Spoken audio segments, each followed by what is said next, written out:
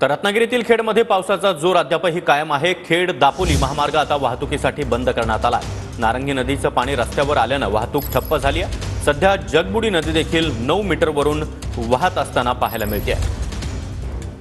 आणि या संदर्भात अधिक माहिती देण्यासाठी आमचे प्रतिनिधी कृष्णकांत साळगावकर सध्या आपल्यासोबत आहेत। कृष्णकांत, रस्त्यावर अशा प्रकारे मोठ्या प्रमाणात पाणी आलेलं आहे। तुम्ही देखील गुडघाभर पाण्यात या ठिकाणी उभे आहात। सध्याची काय स्थिती आहे? नागरिक या ठिकाणी काळजी घेताना दिसतायत का? सागर, निश्चितपणाने पाणी आहे हे वाढतं आहे आणि प्रशासन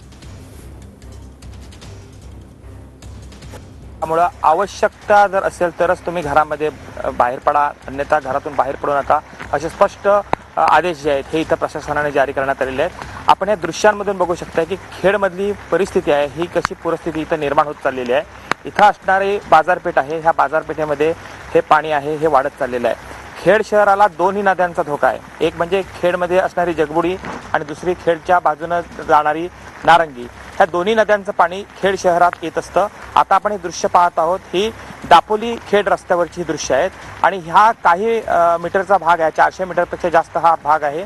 हा रस्ता होता आणि हा रस्ता पूर्ण आहे, हा पूर्ण रस्ता पाण्याखाली गेला आहे आणि ही संपूर्ण जो भाग दिसतोय हा जलमय झालेला आपल्याला बघू शकतो आपण।